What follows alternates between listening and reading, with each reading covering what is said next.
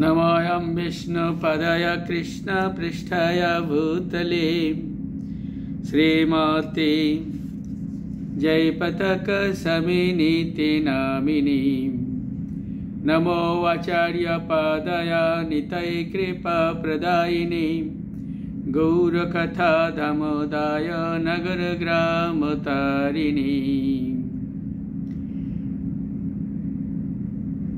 हे कृष्ण करुणा सिंधु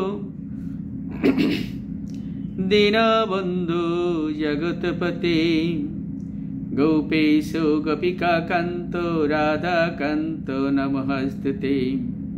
तप्त कंचन गौरंगी राधे वृंदावनेश्वरी वृषभानुसुते देवी प्रणमामि हरिप्रिये।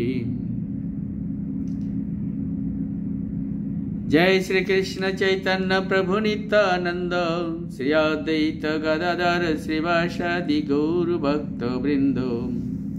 हरे कृष्ण कृष्ण कृष्ण हरे हरे हरे राम राम राम हरे हरे।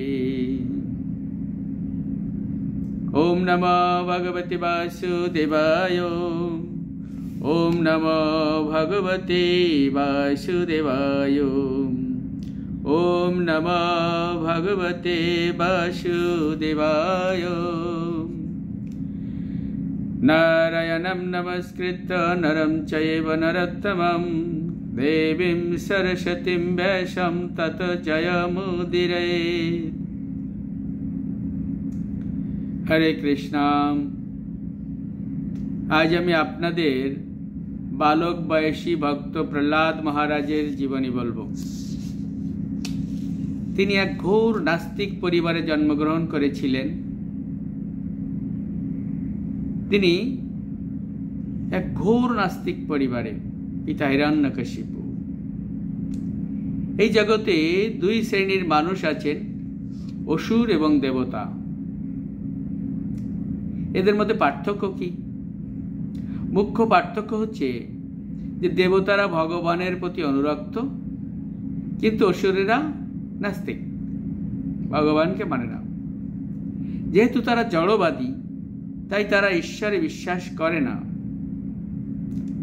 মানুষদের মধ্যে এই দুই শ্রেণীর ব্যক্তি এই সংসারের মধ্যে সদা সর্বদা বিদ্যমান।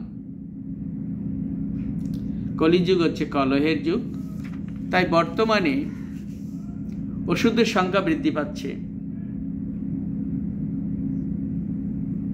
কিন্তু এই অনুপাত সৃষ্টি শুরু থেকেই চলে আসছে। আপনাদের কাছে আমি যে কথা বলতে যাচ্ছি তা সৃষ্টির কয়েক লক্ষ বছর পরে ঘটেছিল। সর্বাধিক নাস্তিক এবং জড়জাগতিক দৃষ্টি থেকে অত্যন্ত শক্তিশালী ব্যক্তির সন্তান ছিলেন প্রহ্লাদ মহারাজ। সে সময়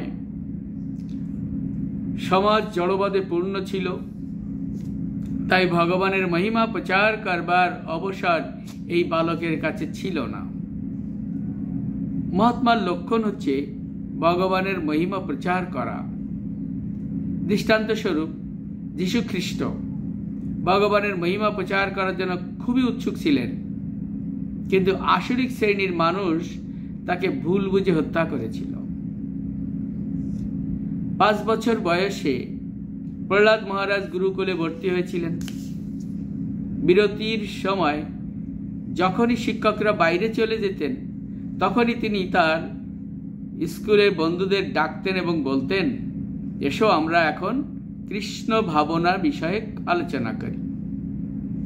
এই দৃশ্যপট শ্রীমদ্ ভাগবতমের 7ম স্কন্ধে 6ষ্ঠ অধ্যায়ে বর্ণিত হয়েছে। ভক্ত প্রহ্লাদ বলতেন, হে আমার বন্ধুগণ, বাল্য অবস্থা থেকেই আমাদের কৃষ্ণ ভাবনা অনুশীলন করা উচিত।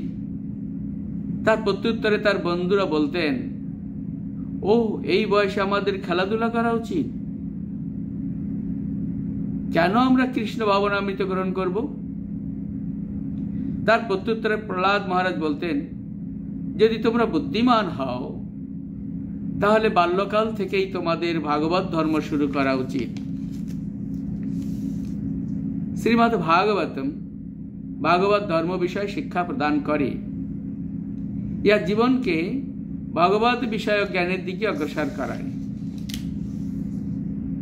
ভাগবত মানে পূর্ণ পুরুষোত্তম ভগবান এবং ধর্ম মানে বিধিনিষেধ। এই মানব জন্ম অতি দুর্লভ। এটা হচ্ছে এক মহান সুযোগ। তাই ভক্ত প্রহ্লাদ বলছেন, আপনারা সভ্য মানুষ রূপে জন্মগ্রহণ করেছেন, তাই এই মনুষ্য শরীর অনিত্য হলেও এটা হচ্ছে মহান এক এবং বিশেষ একটা সুযোগ। কোনো মানুষই তার জীবনের পরমায়ু জানতে পারে না, কিন্তু হিসাব থেকে দেখা যাচ্ছে যে এই কলিযুগের মানুষ 100 বছর পর্যন্ত বাঁচতে পারে। কিন্তু কলিযুগ যত অগ্রসর হচ্ছে, জীবের আয়ু, স্মৃতি, দয়া, ধার্মিকতা তত অন্যান্য সদ্গুণ হ্রাস পাচ্ছে। তাই এই যুগে দীর্ঘায়ু হওয়া কারোর পক্ষেই নিশ্চিত নয়। যদিও মনুষ্য জীবন অনিত্য, তবুও এই জন্মে আপনারা সর্বোচ্চ সিদ্ধি লাভ করতে পারবেন। সেই সিদ্ধিটি কি? সর্বব্যাপক ভগবানকে উপলব্ধি করা, যেটি অন্য জনিতে সম্ভবপর নয়। আমরা ক্রমবিকাশের মাধ্যমে এই মনুষ্য শরীর প্রাপ্ত হয়েছি, তাই এটি হচ্ছে একটা দুর্লভ সুযোগ। প্রকৃতি আপনাদেরকে মনুষ্য শরীর প্রদান করেছে, যার মাধ্যমে আপনারা আরামদায়ক জীবন প্রাপ্ত হয়ে ভগবত ধামে ফিরে যাবেন। পরমেশ্বর ভগবান শ্রীকৃষ্ণ বা বিষ্ণু হচ্ছেন জীবনের পরম লক্ষ্য। এক শ্লোকে প্রহ্লাদ মহারাজ বলছেন, এই জড় জগতে যারা জড়শক্তি দ্বারা মোহাচ্ছন্ন, তারা জানে না যে মনুষ্য জীবনের লক্ষ্য কি। কেননা তারা ভগবানের দূরতিক্রম্য বহিরাঙ্গা শক্তি দ্বারা মোহাচ্ছন্ন।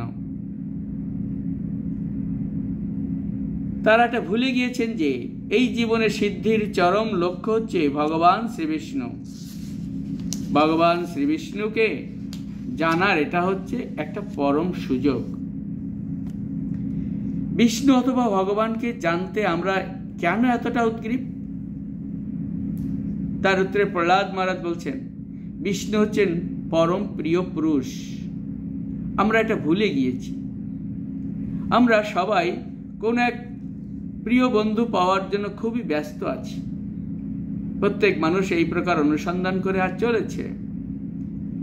পুরুষ স্ত্রীর সঙ্গে মৈত্রী করতে চায়, আর স্ত্রী পুরুষদের সঙ্গে বন্ধুত্ব করতে চায়। আবার একটা পুরুষ অন্য পুরুষের অন্বেষণ করে এবং এক স্ত্রী অন্য স্ত্রীর অন্বেষণ করে।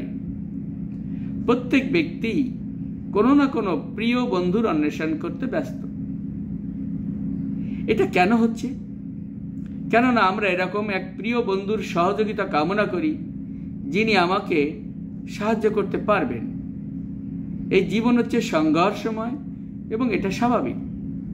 কিন্তু আমরা জানি না যে আমাদের পরম প্রিয় বন্ধু হচ্ছেন পূর্ণ পুরুষোত্তম ভগবান বিষ্ণু। যারা ভগবদ গীতা অধ্যয়ন করেছেন তারা পঞ্চম অধ্যায়ের এই শ্লোকটি দেখবেন যে, যদি তোমরা শান্তি চাও তবে তোমাদের স্পষ্টভাবে বুঝতে হবে যে এই জগৎ তথা অন্য জগতের প্রত্যেকটি বস্তু হচ্ছে ভগবান শ্রীকৃষ্ণের সম্পত্তি।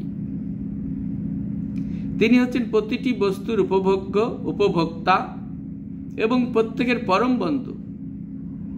তবে কেন তপস্যা করব? কেন ধর্মানুষ্ঠান করব? কেন দান করব?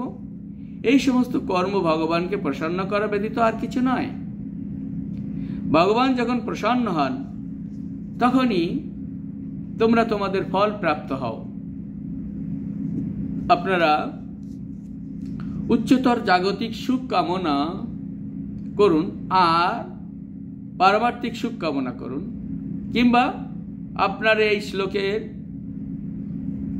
আপনারা এই লোকে শ্রেষ্ঠতর জীবনে থাকতে চান অথবা অন্য লোকে থাকতে চান। যদি আপনারা ভগবানকে প্রসন্ন করেন তাহলে তার থেকে আপনারাও স্ফীত ফল লাভ করবেন। এই জন্য তিনি হচ্ছেন সবচেয়ে নিষ্ঠাবান মিত্র। কিন্তু বুদ্ধিমান মানুষ এই প্রকার কোনো বস্তু চায় না যা জাগতিকভাবে কলুষিত। ভগবদ্গীতায় শ্রীকৃষ্ণ বলেছেন, পূর্ণ কর্মের মাধ্যমে মানুষ সর্বোচ্চ লোক অর্থাৎ ব্রহ্মলোক প্রাপ্ত হতে পারে। সেখানে জীবের আয়ুষ্কাল কোটি কোটি বছর। আপনি সে জায়গায় জীবনকাল গুনতে পারবেন না। আপনার সমস্ত গাণিতিক জ্ঞান নিষ্ফল হয়ে যাবে।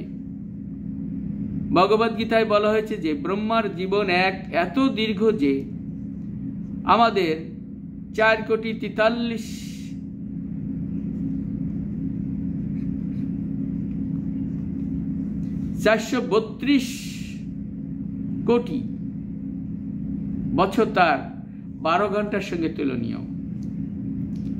যে ভগবদ্গীতায় বলা হয়েছে যে ব্রহ্মার জীবন এত দীর্ঘ যে আমাদের 432 কোটি বছর তার 12 ঘন্টার সঙ্গে তুলনীয়। ব্রহ্মার 12 ঘন্টা আমাদের 432 কোটি বছর। ভগবান শ্রীকৃষ্ণ বলছেন, পক্ষী থেকে শুরু করে ব্রহ্মা পর্যন্ত যে কোনো পথ ইচ্ছার অনুসারে প্রাপ্ত হতে পারেন, কিন্তু ওখানে গেলেও জন্ম মৃত্যুর আবর্তে ঘুরতে হবে। কিন্তু যদি আপনি বা কৃষ্ণ ভাবনা অভ্যাস করে আমার কাছে আসতে পারেন, তাহলে আপনাকে এই যন্ত্রণাদায়ক জড় জগতে আর পুনরায় আসতে হবে না।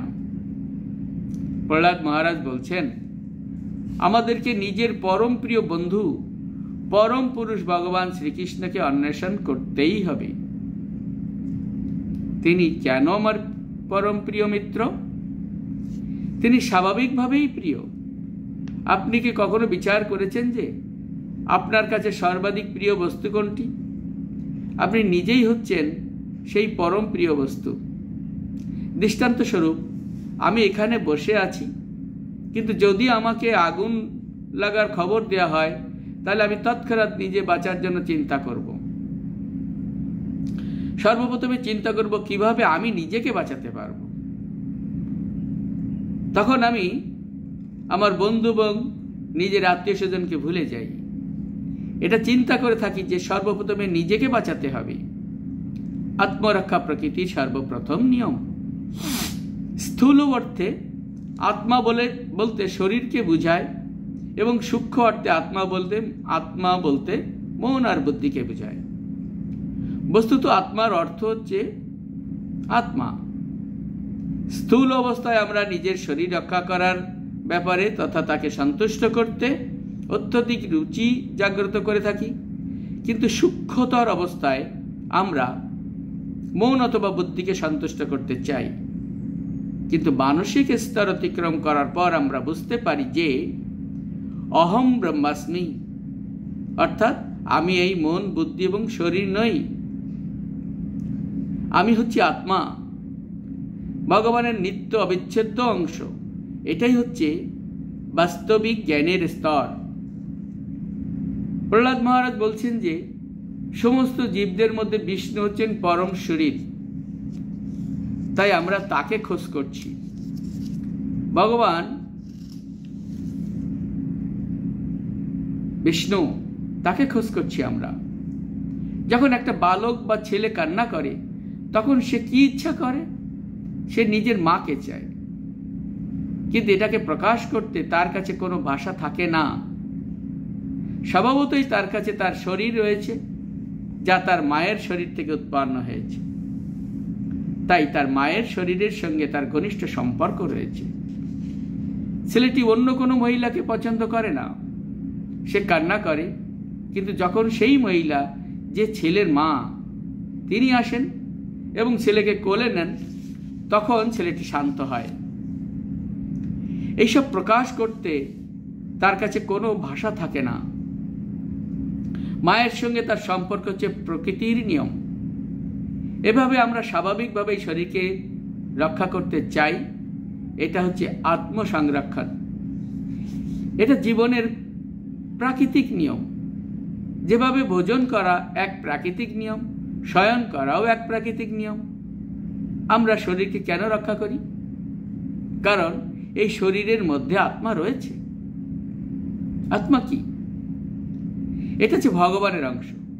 যেমন হাত বা হাতের আঙ্গুলগুলোকে আমরা রক্ষা করতে চাই, কারণ এটা হচ্ছে সমস্ত শরীরের অঙ্গ। ঠিক তেমনি আমরা নিজেদেরকে বাঁচাতে চাই, কারণ এটা হচ্ছে ভগবানের রক্ষাবিধি।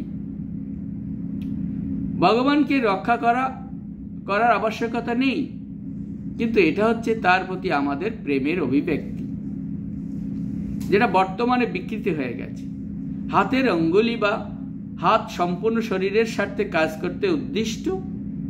যখনই আমি ইচ্ছা করি যে আমার হাত এখানে আসুক, কিন্তু খুব শীঘ্রই তা চলে আসে।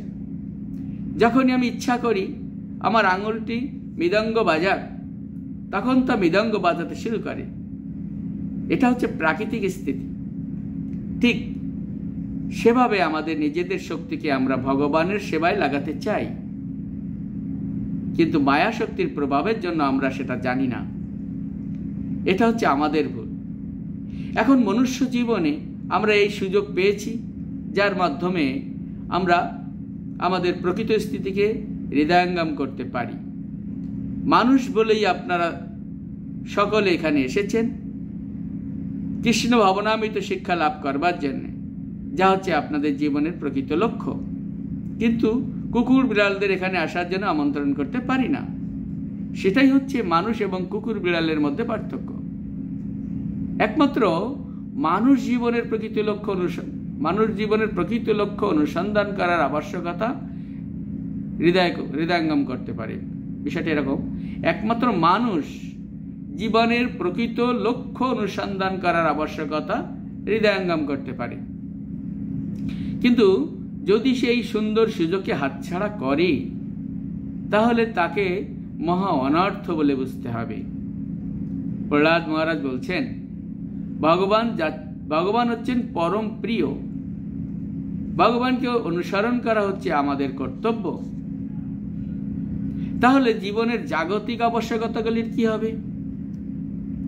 তার উত্তরে প্রহ্লাদ মহারাজ বলছেন, তোমরা ইন্দ্রিয় তৃপ্তির প্রতি আসক্ত, কিন্তু এই ইন্দ্রিয় তৃপ্তি তার শরীরের সংযোগের মাধ্যমে স্বতঃস্ফূর্তভাবেই প্রাপ্ত হওয়া যায়। কেননা শুকর এক বিশেষ প্রকার শরীর প্রাপ্ত হয়েছে, তাই তার ইন্দ্রিয় তৃপ্তির মল ভক্ষণের মাধ্যমেই লাভ হয়, যা আপনাদের জন্য সব থেকে ঘৃণিত বস্তু। মলত্যাগ করার পরে দুর্গন্ধ থেকে রক্ষা পাওয়ার জন্য তোমরা সঙ্গে সঙ্গে সেই স্থান ত্যাগ করো, কিন্তু শুয়োর প্রথমে অপেক্ষা করে থাকে, ওখানেই অপেক্ষা করে থাকে। যখন আপনারা মল ত্যাগ করেন, সে তখন তার থেকে আনন্দ পায়। তাই বিভিন্ন প্রকারের শরীর ভিন্ন ভিন্ন রকমের ইন্দ্রিয় তৃপ্তির সুযোগ সুবিধা থাকে। প্রত্যেক দেহধারী ইন্দ্রিয় তৃপ্তি প্রাপ্ত হয়। এটা কখনোই ভাবা উচিত নয় যে মল ভক্ষণকারী শুকর হচ্ছে দুঃখী। মল ভক্ষণ করে সে হৃষ্টপুষ্ট হয়ে থাকে, এভাবে সে অত্যন্ত খুশি থাকে। আরেকটি দৃষ্টান্ত হচ্ছে উট কাটা গাছের প্রতি আসক্ত। কেননা সে যখন কাটা গাছ খায়, তখন সেই গাছের কাটা তার জিভকে কেটে দেয়।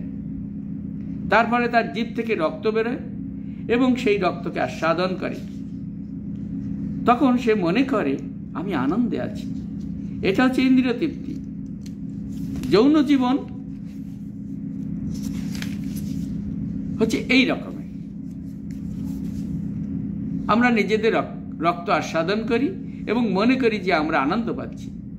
এটাই হচ্ছে আমাদের মূর্খামি। এই জড়জগতে মানুষ হচ্ছে এক আধ্যাত্মিক প্রাণী, কিন্তু জীবের মধ্যে জড় প্রকৃতিকে শোষণ করার প্রবৃত্তি রয়েছে। তাই সে একটি শরীর প্রাপ্ত হয়েছে। 84 লক্ষ প্রকার যোনি রয়েছে এবং প্রত্যেক যোনির পৃথক পৃথক শরীর রয়েছে। শরীর অনুযায়ী তার মধ্যে বিশিষ্ট ইন্দ্রিয় থাকে, যার মাধ্যমে সে কিছু বিশেষ আনন্দ উপভোগ করতে পারে। মনে করুন আপনাদেরকে একটা কাটা গাছ খেতে দেওয়া হলো এবং বলা হলো, হে বন্ধুগণ, এটা হচ্ছে উত্তম ভোজন বা আহার। উটের মাধ্যমে প্রমাণিত হয়েছে যে সেটা হচ্ছে উত্তম আহার। তবে আপনারা কি তা খেতে পছন্দ করবেন? না, বরং আপনারা প্রশ্ন করবেন, আপনি যদি এক প্রকার জঘন্য বস্তু আপনি কি এক প্রকার জঘন্য বস্তু আপনাদেরকে দিচ্ছেন? আপনারা বলবেন, যেহেতু আপনারা উটের শরীর থেকে এই উন্নততর শরীর প্রাপ্ত হয়েছেন, তাই এই কাটা গাছ আপনাদের পছন্দ নয়। কিন্তু যদি উট কেটে দেওয়া হয়, তাহলে সে মনে করবে এটা হচ্ছে তার অতি উত্তম আহার। যদি শুয়োর এবং উট বিনা সংঘর্ষে ইন্দ্রিয় তৃপ্তি ভোগ করতে পারেন, তবে আমরা মানুষেরা কেন করতে পারবো না? আমরা করতে পারবো, কিন্তু এটা আমাদের চরম প্রাপ্তি নয়। কেউ শূকর অথবা উট অথবা মানুষ যাই হন না কেন, প্রত্যেকে ইন্দ্রিয় তৃপ্তি করার সুবিধা প্রকৃতির মাধ্যমে প্রদান করা হয়েছে। অতএব এই সুবিধাগুলি যা আপনাদেরকে প্রকৃতির নিয়মের মাধ্যমে প্রদান করা হয়েছে, তার জন্য আপনারা কেন পরিশ্রম করবেন? প্রত্যেক জীবজনিতে শারীরিক আবশ্যকতার পুষ্টিকরণ করার ব্যবস্থা তো প্রকৃতির মাধ্যমেই করা হয়েছে। এই তৃপ্তির ব্যবস্থা এমনভাবে করা হয়েছে যেমনভাবে করা হয়েছে দুঃখের অবস্থা। দুঃখের ব্যবস্থাও এইভাবেই করা হয়েছে। আপনি কি ইচ্ছা করেন যে আপনার জ্বর হোক? না। তাহলে জ্বর হয় কেন? আমি জানি না, কিন্তু তা হয়। আপনি কি এর জন্য চেষ্টা করেন? না। তাহলে জ্বর কিভাবে হচ্ছে? প্রকৃতির মাধ্যমে। এটাই হচ্ছে একমাত্র উত্তর। যদি আপনার কষ্ট প্রকৃতি দ্বারা প্রদত্ত, তাহলে আপনার সুখও প্রকৃতির মাধ্যমে প্রাপ্তি হবে। এই বিষয়ে আপনার চিন্তা করা উচিত নয়। এটা হচ্ছে প্রহ্লাদ মহারাজের উপদেশ। যদি বিনা প্রয়াসে আপনার জীবনে কষ্ট পেতে হয়, ঠিক তেমনি বিনা প্রচেষ্টায় সুখও পাওয়া যাবে। তাহলে মানুষ জীবনের প্রকৃত উদ্দেশ্য কি? কৃষ্ণ ভাবনা অনুশীলন। অন্য সমস্ত বস্তু ঈশ্বরের ইচ্ছায় প্রকৃতির মাধ্যমে আপনি প্রাপ্ত হবেন।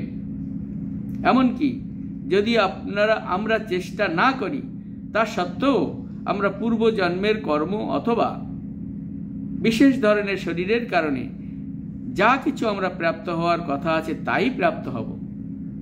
তাই মনুষ্য জীবনের যে উচ্চতর লক্ষ্য, তাকে অনুশীলন করা হচ্ছে আপনার মুখ্য কর্তব্য। হরে কৃষ্ণ। কৃষ্ণ ভাবনা লাভ করা আমাদের মুখ্য কর্তব্য। কৃষ্ণ সেবা। হরে কৃষ্ণ। জয় শ্রীল প্রভুপাদ।